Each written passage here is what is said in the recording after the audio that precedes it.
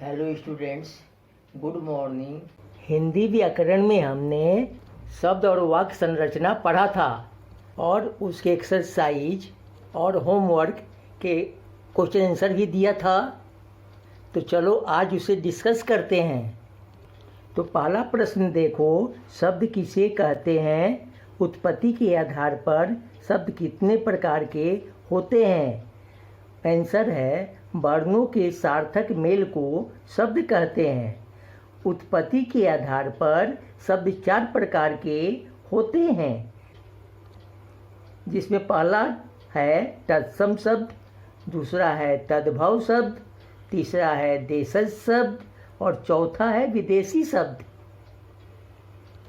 अब दूसरा प्रश्न देखो, अविकारी शब्द किसे कहते हैं?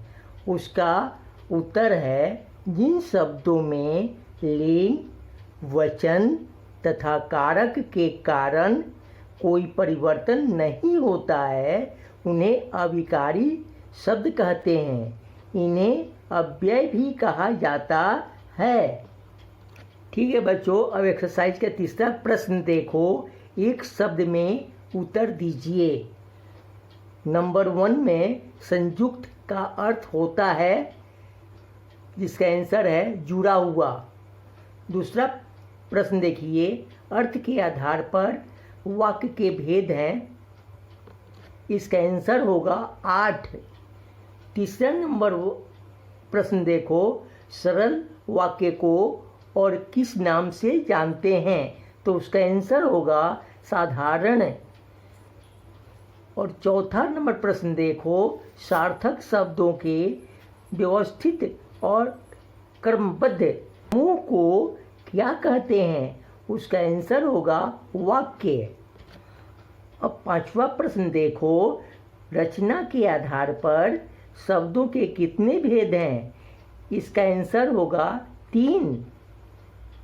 ठीक है बच्चों, अब एक्सरसाइज का 4 नंबर प्रश्न देखो, निम्नलिखित तत्सम शब्दों के तद्भव रूप लिखिए। पहला शब्द है गज, जिसका तद्भव होगा हाथी। दूसरा शब्द है प्रथम, जिसका तद्भव होगा पहला। तीसरा शब्द है ग्राम, जिसका तद्भव होगा गांव। उसके बाद वाला शब्द है दधी, जिसका तद्भव होगा दही। बाद वाला शब्द है सूर्य, जिसका तद्भव होगा सूरज। उसके बाद वाला शब्द देखो सर्प, जिसका तद्भव होगा सांप। उसके बाद वाला शब्द है पत्र, जिसका तद्भव होगा पता। उसके बाद वाला शब्द है चंद्र, जिसका तद्भव होगा चांद। उसके बाद वाला शब्द है कर्ण, जिसका तद्भव होगा कान। और लास्ट वाला शब्द है उष्ट्र, जिसका तद्भव होगा ऊंट। ओके बच्चों, एक्सरसाइज का 5वां प्रश्न देखो, निम्नलिखित शब्दों में से तत्सम, तद्भव और विदेशी शब्द छांट कर लिखिए। बच्चों यहाँ नीचे कुछ शब्द दिए गए हैं, इनमें से हमें तत्सम, तद्भव और विदेशी शब्द छांट कर नीचे लिखना है। जिसमें तत्सम शब्द होगा मातृ, दुग्ध और लास्ट वाला भ्राता। तद्भव शब्द होगा दही, सूरज और लास्ट वाला शब्द होगा गांव। और विदेशी शब्द होगा डॉक्टर, पेन और अंत वाला कॉलेज। ठीक है बच्चों, अब एक्सरसाइज के 6 नंबर प्रश्न देखिए, दिए गए शब्दों के टुकड़ों को मिलाकर यौगिक शब्द बनाइए। जैसे पहला शब्द है पाठ प्लस शाला, मिलाकर होगा पाठशाला। दूसरा शब्द है मेघ प्लस दूत, दोनों को मिलाकर होगा मेघदूत। तीसरा शब्द है रेल प्लस गाड़ी, ये दोनों को मिलाकर होगा रेलगाड़ी।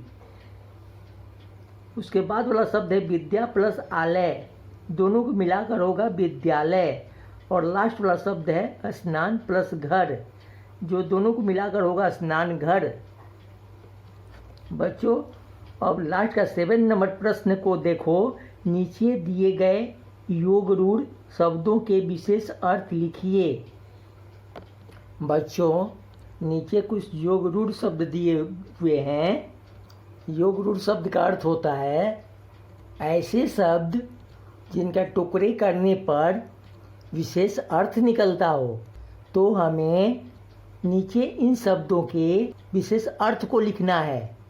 तो पहला शब्द है चक्रधर, जिसका अर्थ होता है चक्र धारण करने वाला। एग्जाम्पल में आप कुछ भी लिख सकते हैं, जैसे यहाँ मैंने लिखा है अर्थात विष्णु, क्योंकि विष्णु चक्र को धारण करते हैं। दूसरा शब्द है गजानन, इसका अर्थ होगा जिसका मुंह हाथी की तरह हो। एग्जाम्पल में मैंने यहाँ लिखा है गणेश, क्योंकि उनका मुंह हाथी की तरह है, इसलिए उन्हें गजानन भी कहा जाता है। तीसरा शब्द है पीताम्बर, जिसका अर्थ होगा पीला वस्त्र धारण करने वाला। यहाँ पर एग्जाम्पल में मैंने विष्णु लिखा है, क्योंकि वे पीला वस्त्र धारण करते हैं, उन्हें पीताम्बर कहा जाता है। चौथा है महादेव, जिसका अर्थ होगा सबसे बड़ा देवता या महान ईश्वरीय शक्ति। पांचवा शब्द है घनश्याम, जिसका अर्थ होगा बादल के समान काला। तो ठीक है बच्चों, ये आपके चैप्टर 3 के एक्सरसाइज क्वेश्चन आंसर था। आप लोग इसे अपने कॉपी में लिख लीजिएगा और इसे याद करिएगा। ओके बच्चों, थैंक यू।